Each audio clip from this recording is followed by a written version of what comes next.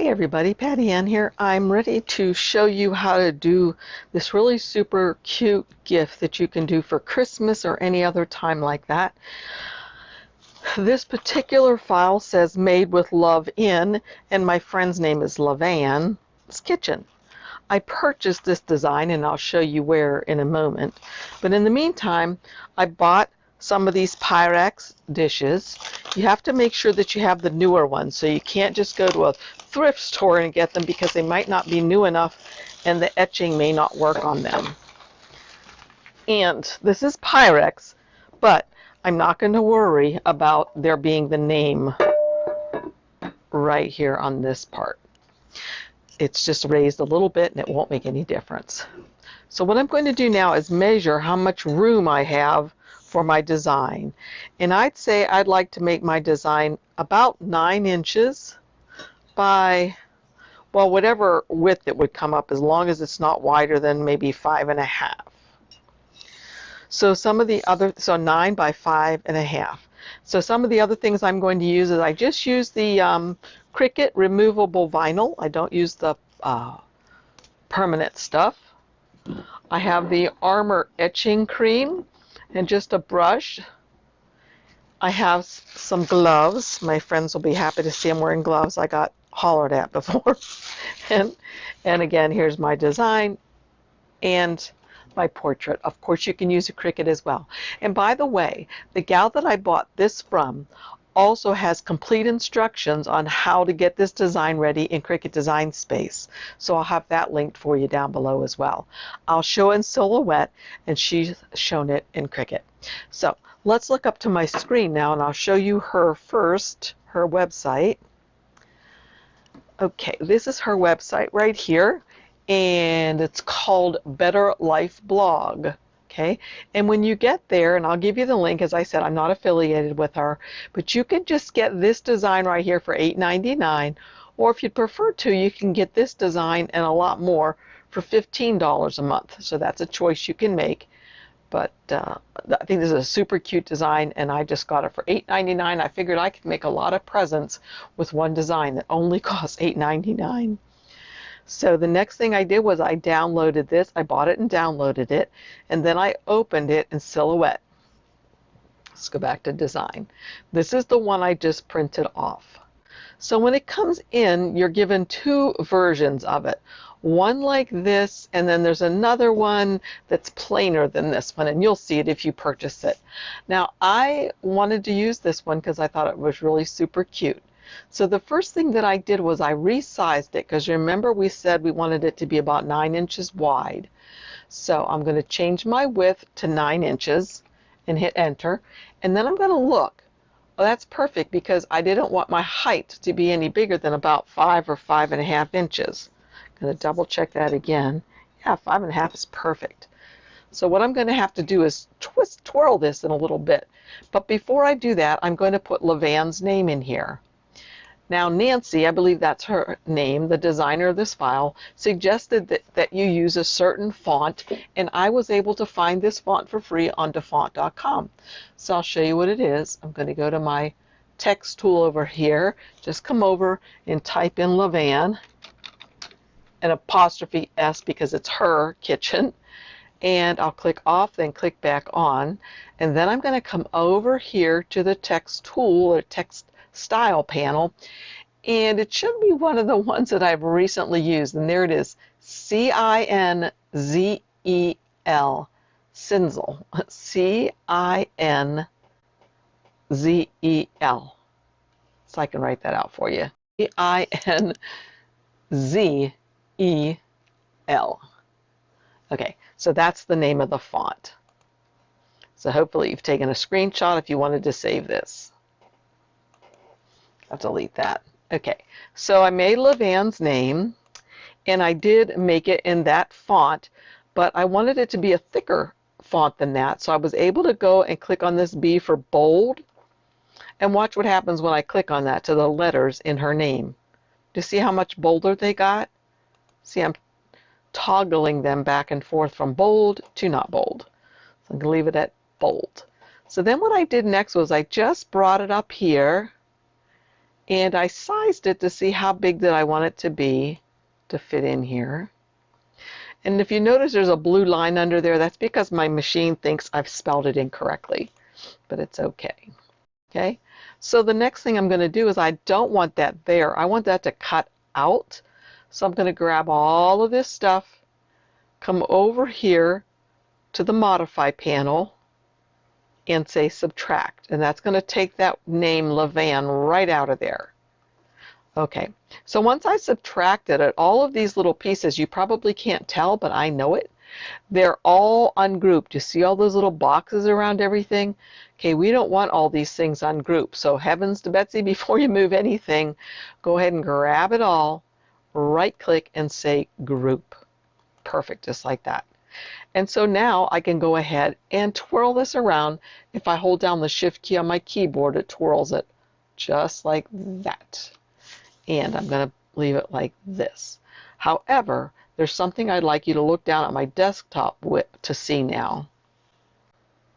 Okay, as you'll see down here, I have my printout again, and this really comes in handy when you're trying to figure out, should I or should I not reverse this image. You remember always we reverse if it's heat transfer vinyl.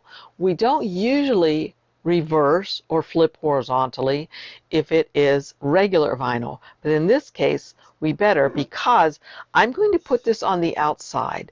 Let's imagine it's on the outside and see what we can see on the inside. Now I don't know if you can see that or not, but hopefully you can, that her name starts over here, L-A-V-A. It doesn't read right, it reads backwards. So that tells me I have to put this backwards, so it's going to read right here, okay? And it's going to fit in there perfectly. So again, what does that mean? That means I need to flip this horizontally so it goes on like the proper way. Just trust me on that. If you're putting it on the outside of a baking dish like this, flip your design horizontally. And to flip it horizontally, all we have to do is click on this, and we can right click on it if you want to and say flip horizontally, and now it's ready to go. So I'm just going to get a piece of vinyl now and go ahead and cut that with my portrait. I'll just go to send, and it's going to cut the outer edges of everything. I could say cut edge. I'm going to come up here to vinyl,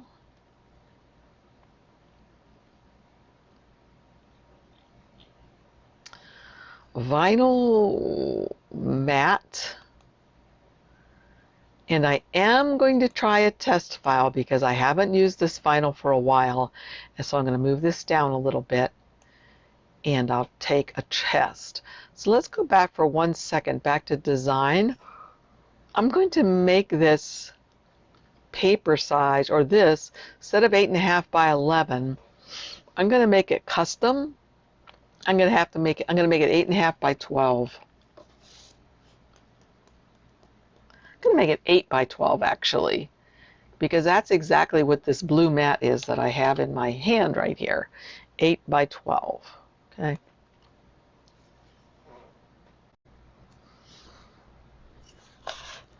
Okay, I've cut my vinyl 8 by 12, and now I'm ready to put it on my mat.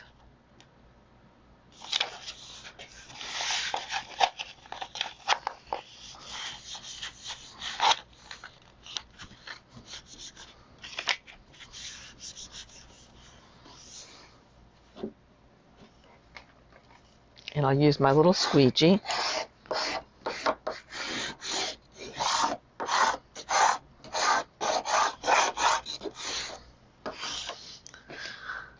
Okay, and as you'll recall, I did mirror my design, so I'm ready to put it in my portrait now.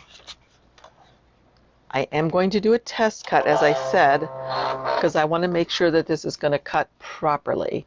So again, I'm coming up here to send, and I have it on vinyl matte.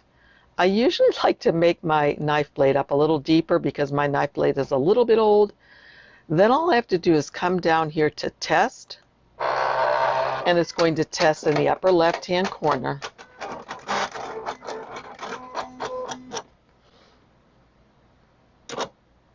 And I'll pull that out and see how well this cut. Okay, that cut perfectly. Do you see that? Came off of there just perfectly. So I'm ready to roll.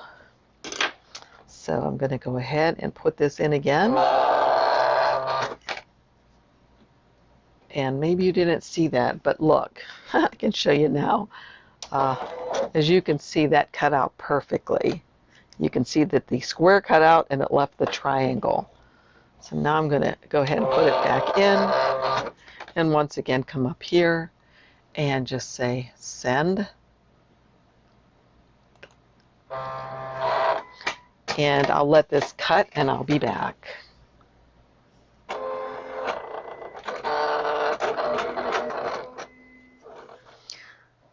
Okay, that is finished now, and now I'm going to weed out the dark part. So that's another reason why I like to have this printout, because sometimes it gets a little bit confusing what in the world you're supposed to weed. So I'm going to eject this. And I'll start by weeding out the dark things, again, as I said. So I'm going to start with the rolling pin, which is up here. Okay. And then it should just follow along and weed out the things that I want to be weeding out. See how nice and easy that works? This is weeding out beautifully. Look at that. Just going slowly.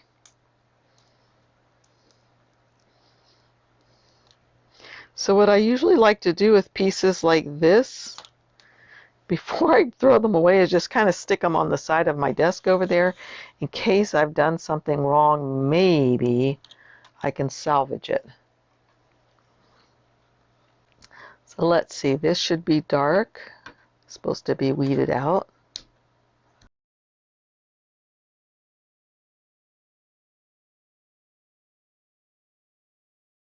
Okay, now all the lettering in here is where it says made with love in. There's the N, I, E, V.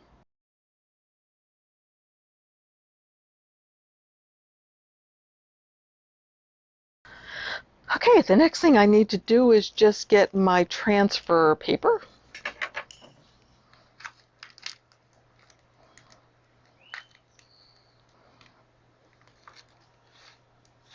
Okay, now I want these letters to come up with me, and they weren't, so I need to find my squeegee, there it is, and make sure that these letters come up. So we're missing some stuff, so you may have to coax some of these things to come up.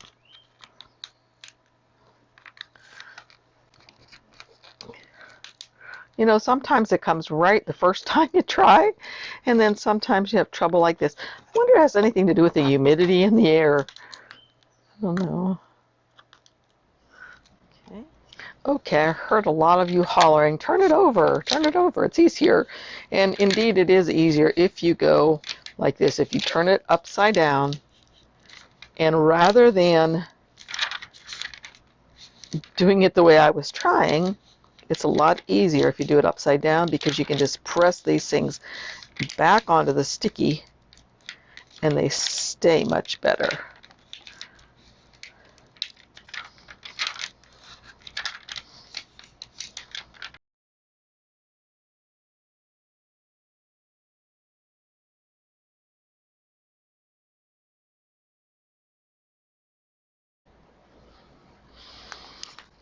Okay, it's all finished now, and it's ready to be put onto my dish. So I'm going to do that very carefully. Already cleaned it. I'm going to try to center it, just kind of eyeballing it, and hopefully getting it straight.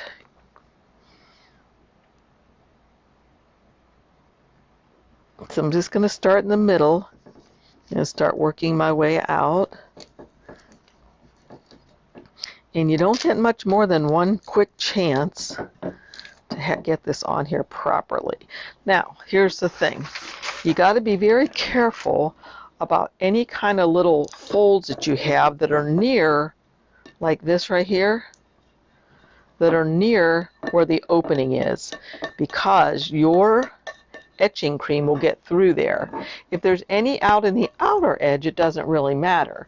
But anything that's near where the edge is, you really have to be careful.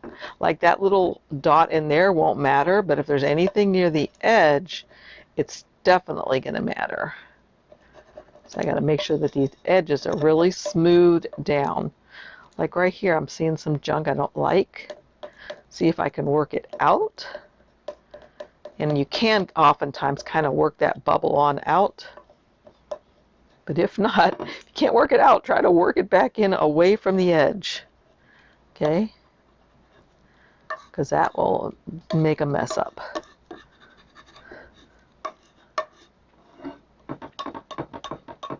So the top all looks good. This looks good. These letters look terrific. This looks good except for this one spot, which I just fixed.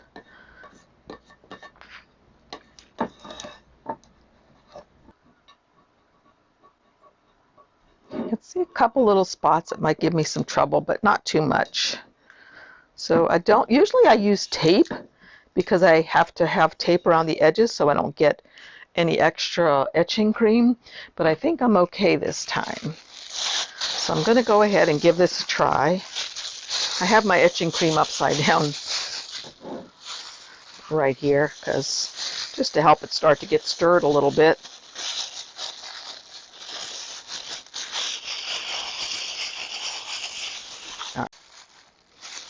Okay, I'm just going to use a popsicle stick to start stirring this a little bit, just to make sure it's well stirred.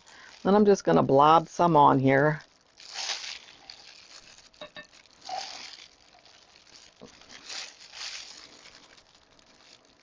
Because this is a big area, that's why I'm blobbing. I don't usually blob it on.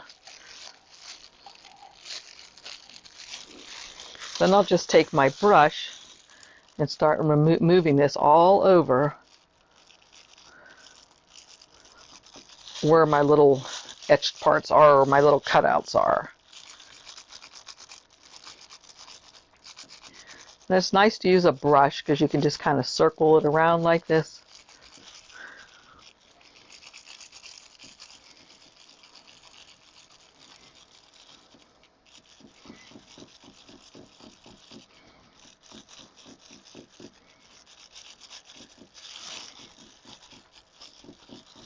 All the way down here where there's more text.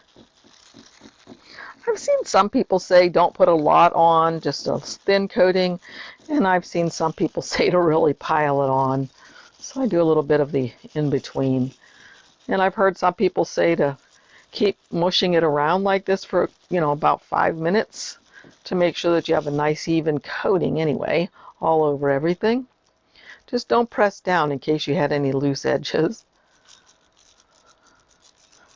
I'm just doing this. And it says to leave it about 5 minutes. So hey Siri, hey, set timer for 5 minutes.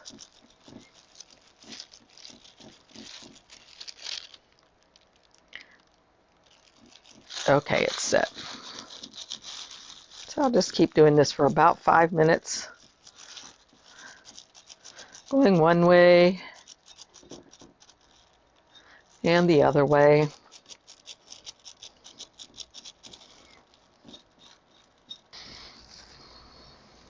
So when the timer's just about up, I will go ahead and start scraping some of this off. You can save this to use it again and again. So it's really a frugal kind of a project. Once you have your pattern and you have some dishes that you want to do, you can be on a roll. And then after I take this off and put it back into the container, I'll take my dish here to a sink and rinse it off. And then I'll come back for the reveal, which I hope is beautiful.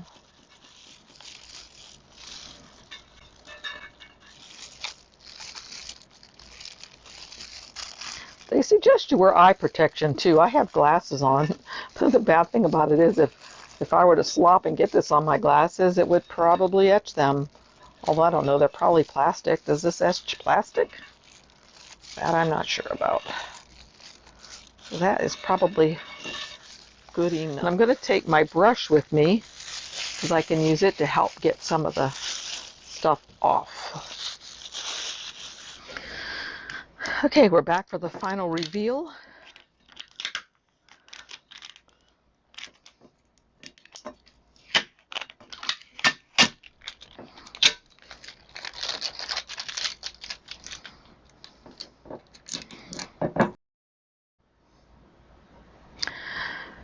Okay, here's the final product. I hope you can see it pretty well. Looks like maybe the best way to see it is down on the tabletop. It's kind of hard to see though, isn't it? Maybe if I put it on my pant legs. Yeah, there you can see it pretty well there. And the reason why it looks like it's a couple different colors is just because that part is still wet. When it's dry, it will all look the same color. So I think it turned out super cute. What do you guys think? You like it? You gonna try one? I hope so. Thanks for joining me. I'll see you all again really soon. Bye.